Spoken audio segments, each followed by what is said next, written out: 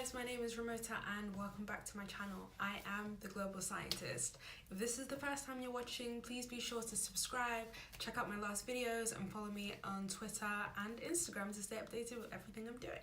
So today's topic is going to be all about schistosomiasis, which is another one of the neglected tropical diseases. So let's get into it. What is schistosomiasis? Schistosomiasis is an acute and chronic infectious disease caused by parasitic worms. It is quite ugly. People can be infected doing routine agricultural activities, walking in water, which exposes them to infected water. Lack of hygiene and sanitation is one of the leading causes of the prevalence of schistosomiasis in a lot of these rural areas. And a lot of school-aged children will go swimming or fishing in this water and are most likely to become infected. So, an estimation by the World Health Organization shows that 206.4 million people need to be treated with preventative chemotherapy, which I'll explain what that is in a minute, for schistosomiasis. And in 2016, only 89 million people were treated. So as you can see, there's a very big gap between who needs to be treated and who's actually treated. What is preventative chemotherapy? So preventative chemotherapy refers to giving out drugs to, in a lot of cases, school-aged children to basically treat them for worms, whether or not you're aware they have the worm infection, because these medications are not detrimental to any of the children, regardless of whether or not they have the infection. Mass deworming programs are very, very common using preventative chemotherapy.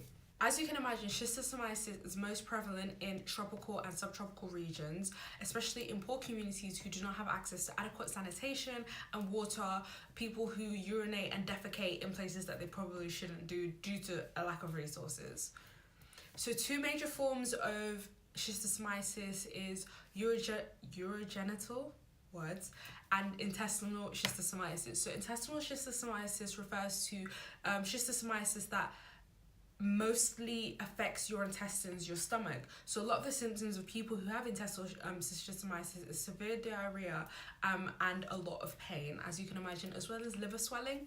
Urogenital schistosomiasis refers to schistosomiasis that affects the urinary tract. So it can happen in both men and women, and there's been an increase in research into both of those areas to kind of see how that affects people. In women especially, it can also cause them to be unable to have children, and there's also a big risk factor of HIV involved alongside that and what that may cause.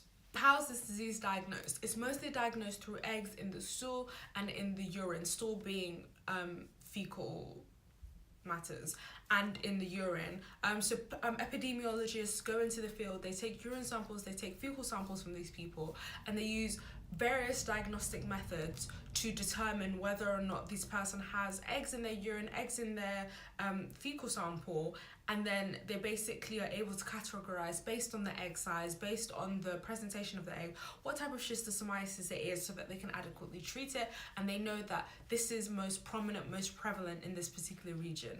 So how is schistosomiasis being controlled? Schistosomiasis treatment is mostly being controlled through mass drug administration.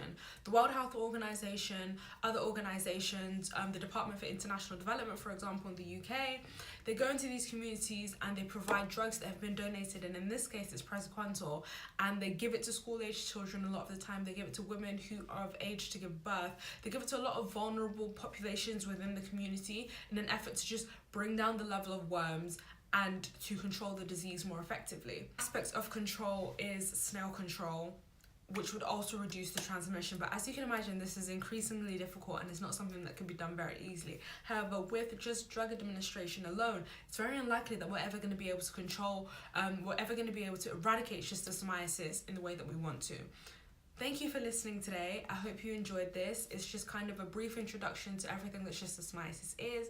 I'm going to pop a couple of links down below to let you guys know.